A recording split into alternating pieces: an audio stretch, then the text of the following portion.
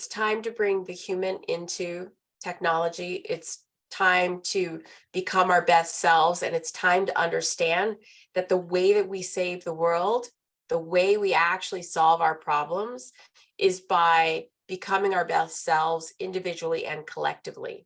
Like that's actually the way we are actually the answer.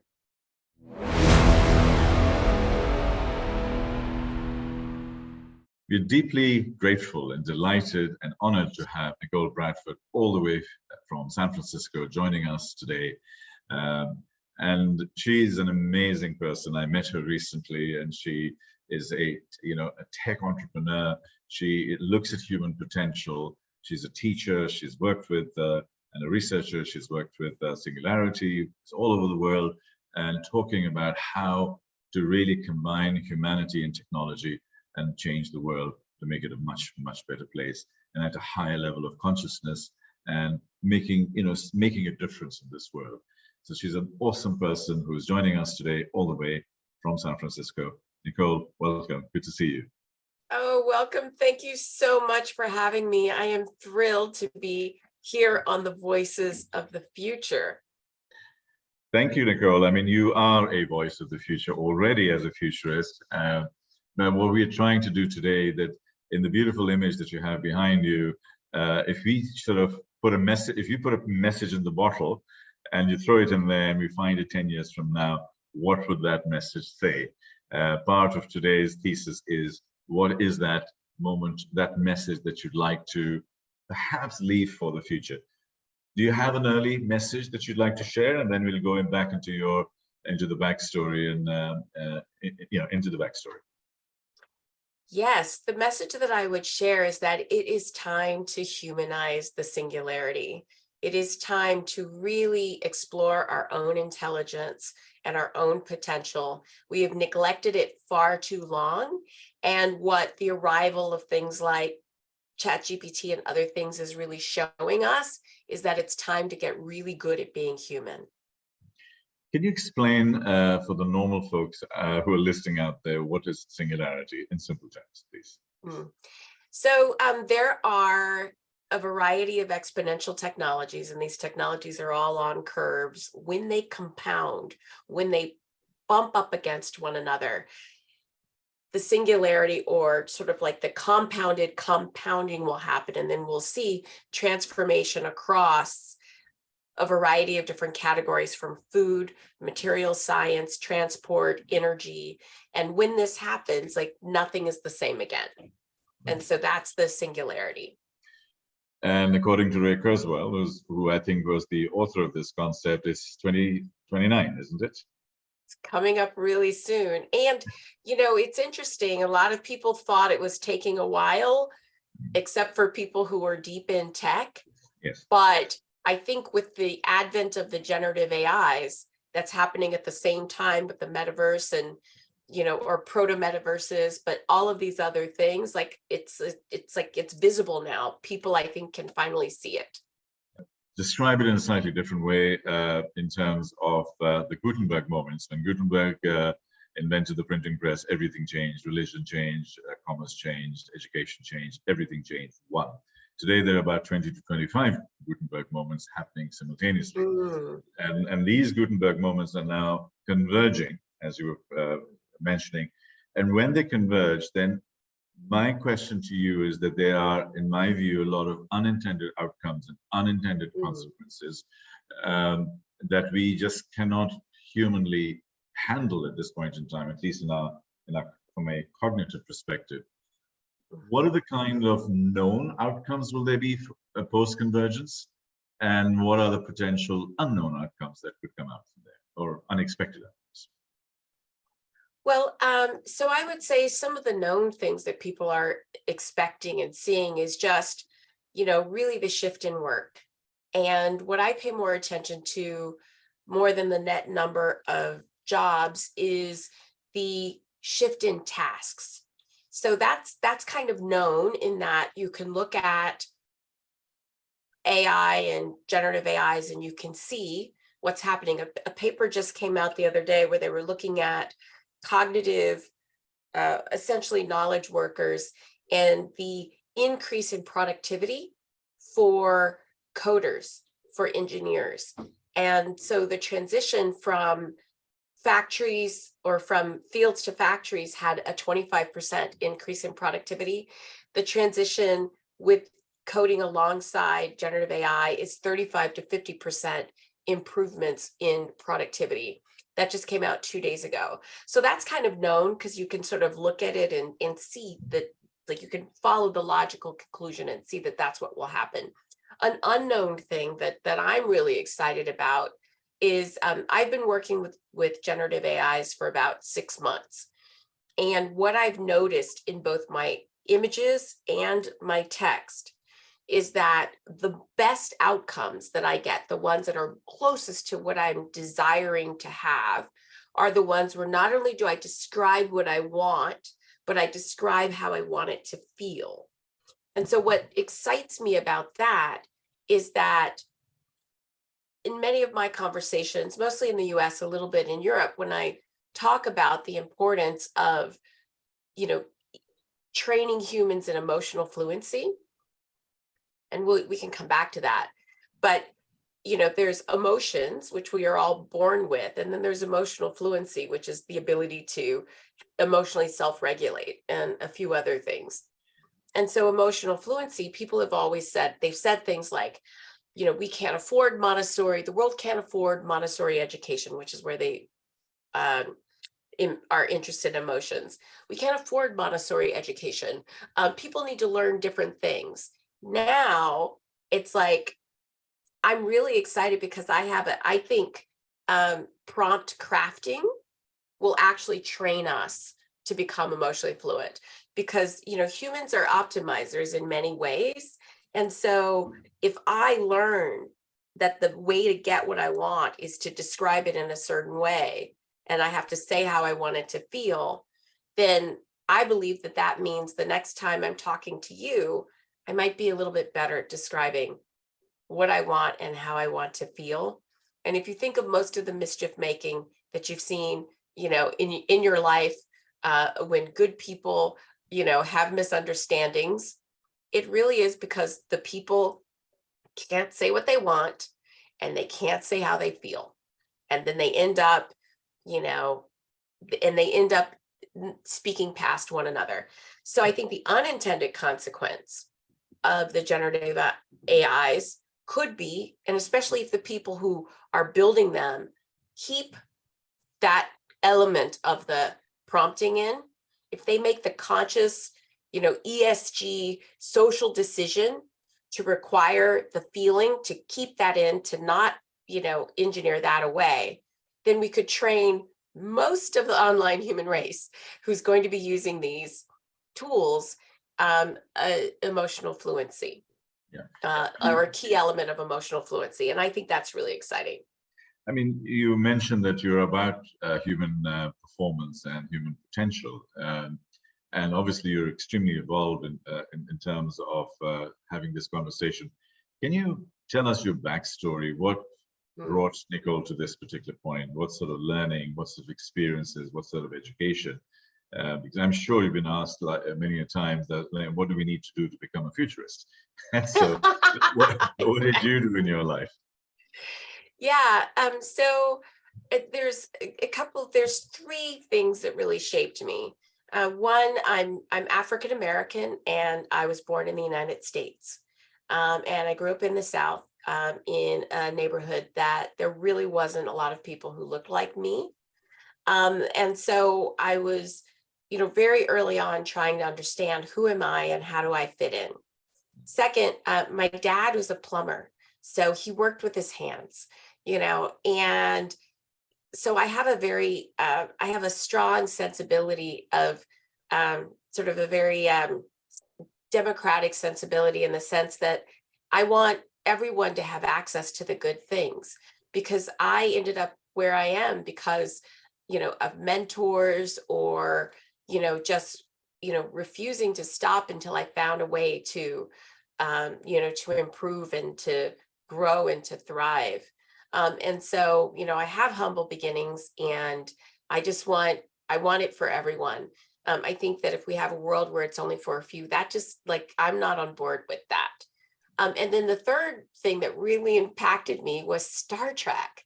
As a little girl, I used to watch Star Trek, and I, starting with Lieutenant Uhura, and then Geordi and all of the other Black characters. One, it's like, it was so impactful for me to see them there, because that's how I knew, there were Black people in the future. So that was one thing. But then the awesome thing is, like, on Star Trek, it was a meritocracy. Human beings had decided, for the most part, they were on the same page. We cleaned up our home world, and our business was discovery and helping people. And that just really aligned with me. And so I saw science and technology as the means to create this world. And one story that many people don't know is that Nichelle Nichols, who played Lieutenant Uhura, she was going to quit Star Trek because their first season didn't go very well. It was really criticized, and she got so much hate mail for being such an outlier. And so she was going to quit. And she ran into, she was told that she was at an event, and she was told that one of her biggest fans wanted to talk to her. And so she's like, okay, great, I'll meet a fan. And it was Martin Luther King. It was Martin Luther King. Yeah. And Martin Luther King, so she told Martin Luther King, she said, oh, well, I'm glad you like the show, but I'm going to quit. And he said, you can't. That show represents, you on that show represents what we're working for. Like, you can't quit.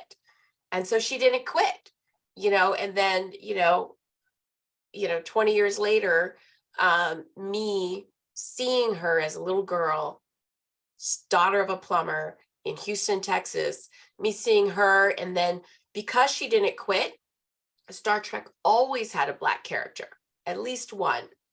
And so because she didn't quit, I saw her, and I believed that I was in the future, and two, science and technology was a way to create the kind of meritocracy, that would give me a place in society that I could, where I could make a contribution. And so that's how I got started. And ever since then, it's just been interest in human growth and potential. I went into video games. So I spent 18 years in video games. And I probably the thing that I'm the most known for is I oversaw operations for Blizzard Entertainment for China. So that means I operated World of Warcraft China, StarCraft China. I ran the entire back end. It was a $250 million business. And I also did go to market because I have a background in global brand management. I also, many people don't know this, I also was on the deal team for the Activision Blizzard merger. So I was a part of putting that together. And I spent a couple of years, other highlights, I spent a couple of years during the pandemic working on events for Fortnite, and with an amazing team. I'm such a fan of Unreal. Like, oh, I love Unreal. And we made events like concerts and art galleries, and with that, and circling back to Martin Luther King, we made events that were, every event we did was the biggest event ever. Back then, like, the published game population was over 400 million. And so anything we did became the biggest thing ever.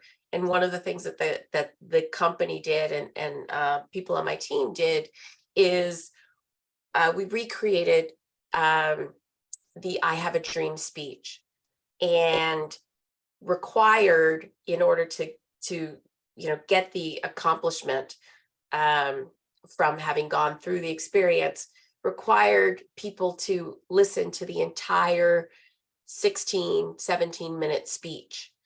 So even me growing up, in my history class, we never listened to the whole thing. We listened to snippets of it.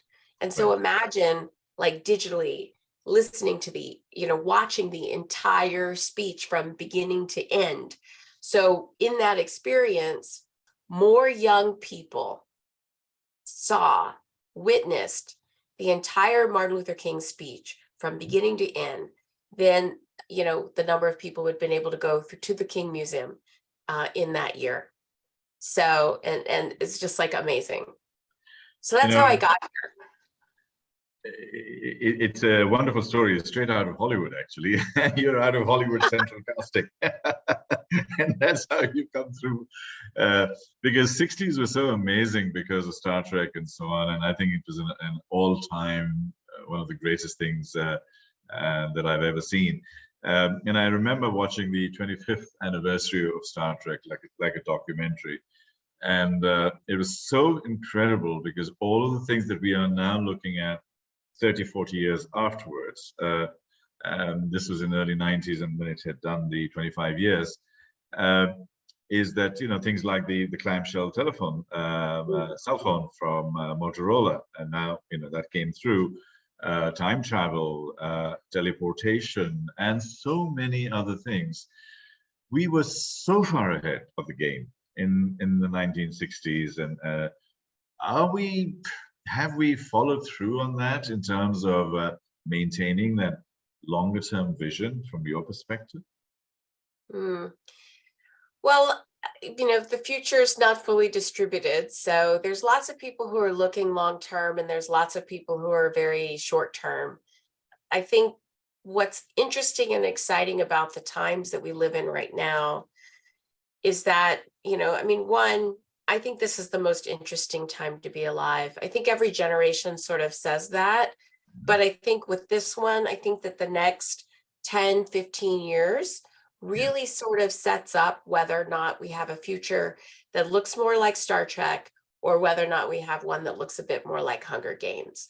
Like, it's going down now. So, for everyone listening to this, if you are, if you are creative, if you are passionate, if you have children and you want a world for them, if you're in a company where you have any influence at all, or if you're, wondering what your massively transformative purpose is, like, this is the moment that if we all rode together, we can shift to, a future that's more equitable and more sustainable for everyone.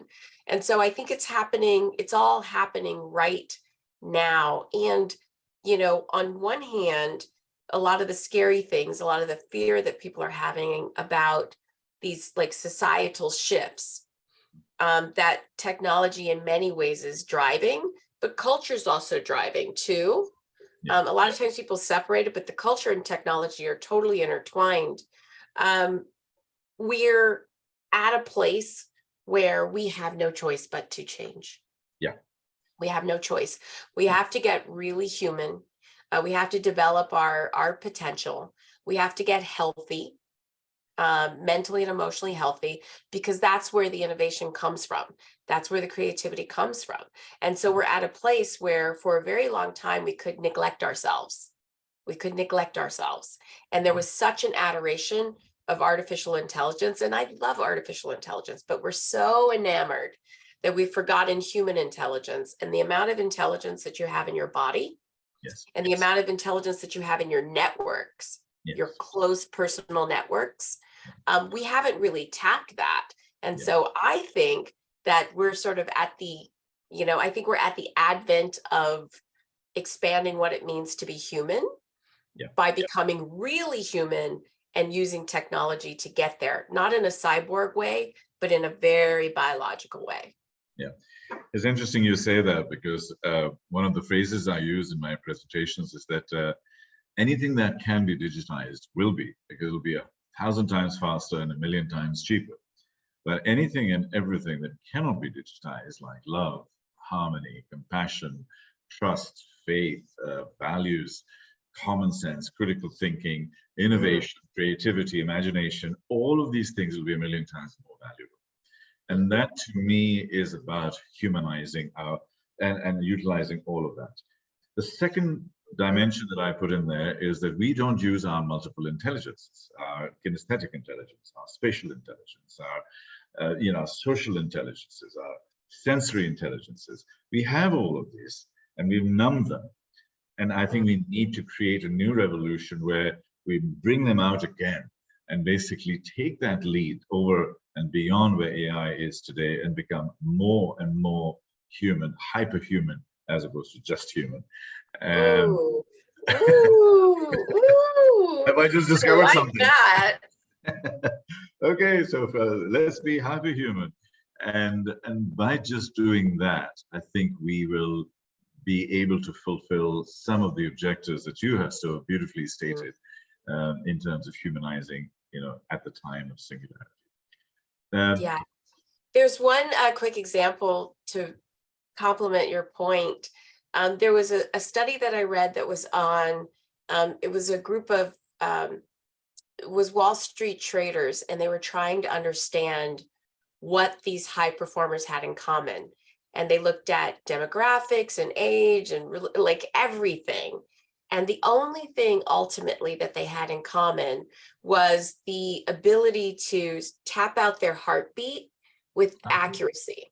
So they had a really high level of interoception. And so, it's commonly like the common understanding of how many senses we have is 5. But, the expanded definition is we actually have 50, 51, 52 senses, so interoception, the ability to really sort of feel what's going on in your body. And so that gut was translating into, high performance. They were using, their leaps of intuition. They were using, everything to help make their trading decisions, though they didn't know it. Like these were not yoga dudes. These were not people who were like, like they were traders, and that's what they had in common. Yeah, when I talk about intuition, one of my professors, Tony Buzan, used to sort of say, intuition is super knowledge. Without realizing it, you're gathering it all around you, your consciousness, your aura, your charisma, every single thing. And it comes from there, but it's actually super knowledge, which has been built up over time. And we don't know how it manifests itself, but that's how we see super knowledge as intuition. But we can keep drilling deeper, Nichol. It's always amazing talking to you. But let's just stay a little bit focused in terms of that human potential that you're talking about, becoming more deeply human. And what are the kinds of methods that you apply to increase and enhance performance in this generative AI environment where people are getting so worried about ChatGPT because there's so much shift so fast? Where are we on that? What do we need to do to get ready? Yeah. Well, so for anyone out there who's listening and you're just wondering, okay, I believe, now what do I need to do? So I'll just say for just 101, your bodily health is really important. It used to be thought that, we were just knowledge workers, so the body doesn't really matter, but you can't be well, you can't make great decisions if you don't sleep. Hydration has a big effect on your cognition, your ability to reduce stress, your ability to reduce cognitive load, all of these things that I'm just going to call 101, and also your ability to get into flow. All of these things are basics. There's a tremendous amount of information on the internet about how to do it, but that's like your 101, that's table stakes. Then after that, it's really increasing your, number one is increasing your emotional fluency. And so, the example, just to put a clear example behind it, because a lot of times when I start talking about emotion, people are like, oh, that's touchy-feely. But Google did this project, or they did this study called Project Aristotle, where they were looking for who were the most innovative teams in Google. And they expected it to be the ones that were led by the smartest engineers. Like that's really what they thought. And I appreciate also that they're so transparent about what they thought they were going to get. When they looked at it, and how they defined the most effective teams was net return on investment. So all of the overhead, salaries, whatever, and then how much revenue a team's products created. And then also the number of patents. So very measurable measurements. And when they studied the teams, watched the teams, the conclusion was that the most innovative teams, the most, revenue contributing teams were the ones who had a leader or a team of leaders who were able to create psychological safety. And that's not nice.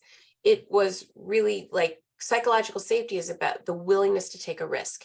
Do I feel that if I take a risk, it's safe for me to do that?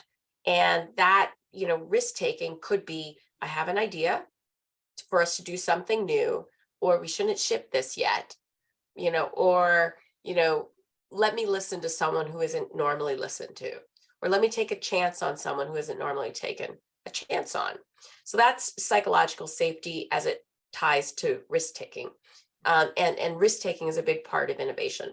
So what that means, like, who is someone who can create psychological safety? The number one thing is emotional self-regulation. Can you manage your own emotions? And one of the things I love about the technology that I'm into is that the tech itself is showing that emotional self-regulation is key. So, technology is now demonstrated, through Facebook did a study in 2015. Technology is now demonstrated that we infect one another emotionally. It's called emotional contagion. So in 2015, they changed the feeds of hundreds of thousands of people, one to happy, one to sad, and then watch the blast radius, watch to see what would happen. Well, it turns out if you got a happy feed, you posted happy. And if you got a sad feed, you posted sad. And then the people who got your feed, even if they weren't in the happy or the sad feed, then they posted happy or sad based on you. So you are infectious. You are contagious with your emotions. If you can't regulate, then that Lego that you stepped on the way out of your house that put you in a bad mood and then show up in your office, everyone in the office thinks they're getting laid off. Like, you have got to be on point for your emotional regulation. And so that means knowing where you are emotionally, not taking it for granted, and then learning some hacks. So one of the things that always can shift your emotional state is breathing.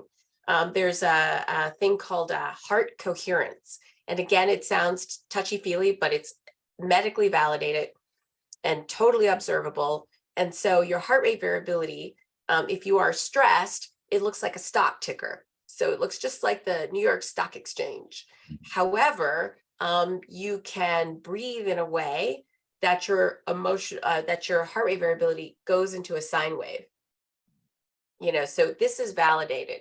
So emotional self-regulation, that would be the number one thing after you've taken care of basics to be able to apply this in your life right now.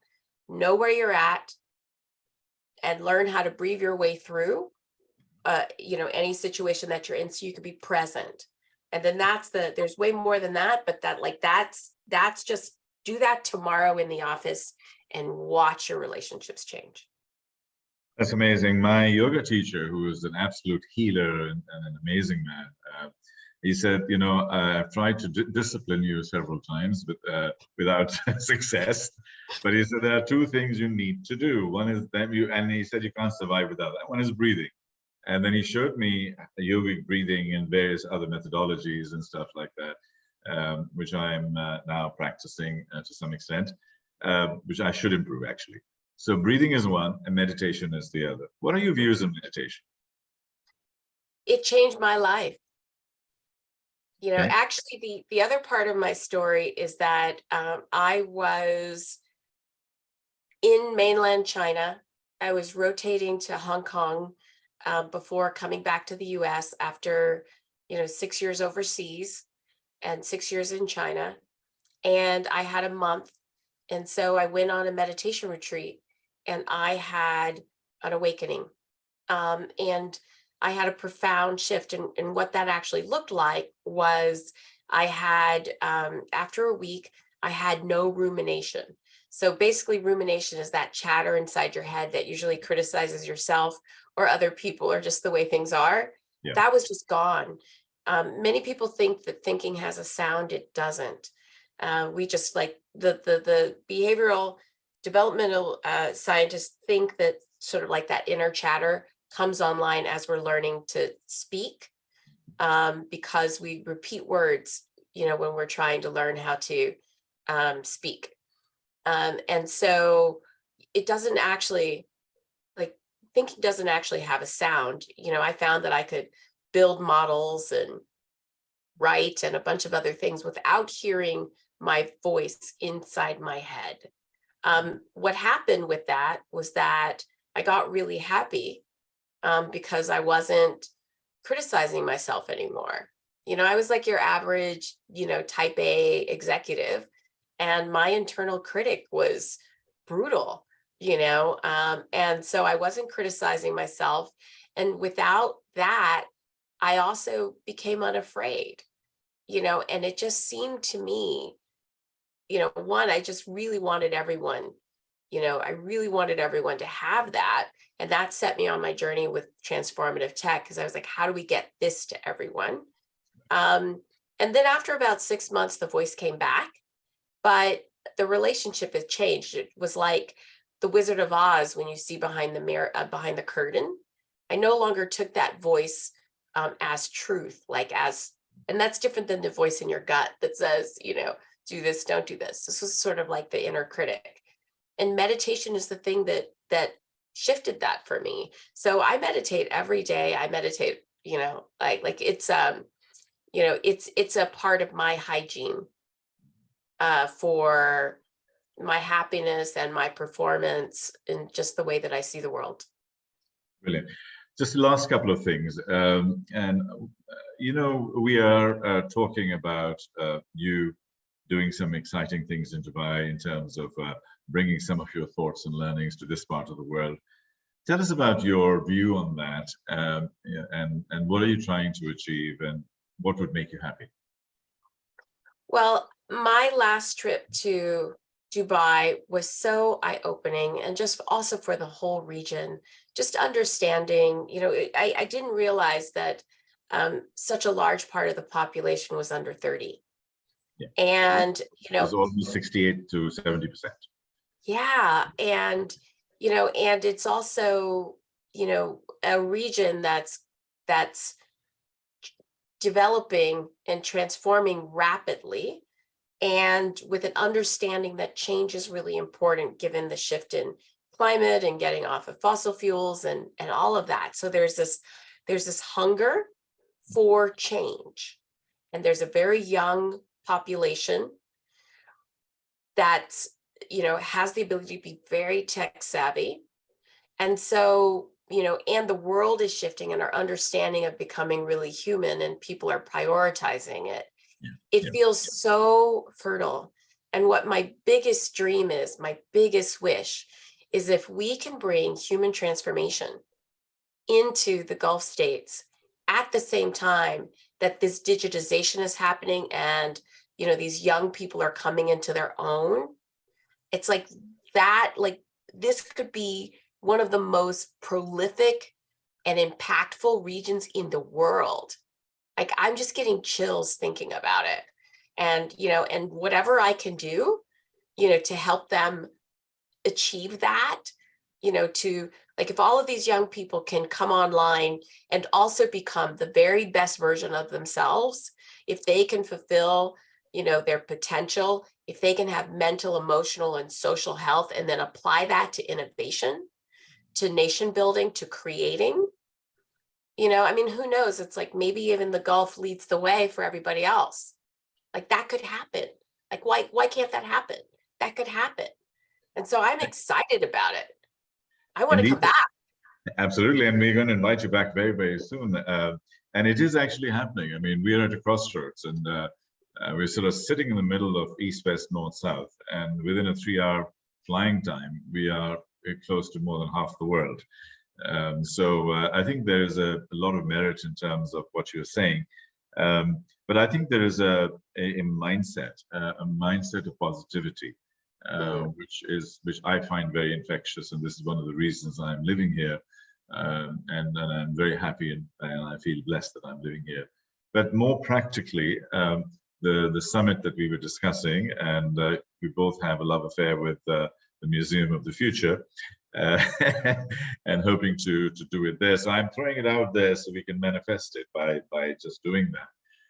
What would you visualize? How would you imagine that beautiful 1-day, 2-day summit that you would do? What kind of scientists would you bring? What kind of people would you like to bring together?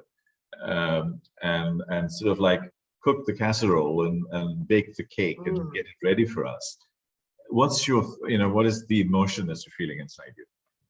Oh, wow. Well, first of all, it would be a day where not only would people hear from the, some of the leading scientists around human potential, and also surprising ways that our bodies affect our minds. For example, our gut biomes have a big effect on our cognition. So surprising ways so one, leading scientist, leading technologist who are doing tangible research and tangible projects, but then interspaced with experiences. So people can actually feel and see and experience, and then also think about and contribute. Because, I think one of the best things about gathering a group of people like this, not only thinkers, but also the doers who are in the region together, is that, to create a place where they can think together with one another and with all of the people who come, who are experts in this space. And then on the other side, we actually have projects, we actually have ideas that we can do. And then also people will have experienced something directly. So it isn't an intellectual understanding of what being human in a technology age is. It is it's gut, heart, and mind combined. And then they can see through the technology how it's practical and scalable and affordable and accessible. And all we have to do is build. So that's what would happen in the day. So you finish, anyone who's listening, you would finish knowing that you could do something, knowing who to talk to, and having peers that you could do it with. It's interesting. We've been talking a lot about the future of education, future of learning with some of my colleagues. And I know that would be narrowing down what you're saying, but on a broad base, you're actually lifting human potential. And that is effectively learning and education. And I think we can build that segue into that also. So yes, yes. You and I could just talk forever. So I was about to go down a side, but I'm like, no, I'm going to stay focused. Okay. So turning full circle, I started with a message in a bottle. Now that we've had this conversation, what is your final message as we go into the future? What should we be carrying with us today, tomorrow? It's the same message. It's time to bring the human into technology. It's time to become our best selves. And it's time to understand that the way that we save the world, the way we actually solve our problems, is by becoming our best selves individually and collectively. Like, that's actually the way. We are actually the answer. Nichol Bradford, you're absolutely amazing. You genuinely are a voice of the future because you project it and it resonates and it amplifies and it grows and it actually goes out there from your heart, from your energy, and from the flow that's coming out. It has been an awesome experience. Thank you. Thank you very much indeed. I'm extremely grateful for this. And we'll put this all together, and you will genuinely be one of our leading voices of the future. Thank you. Thank you very much. Thank you so much for including me.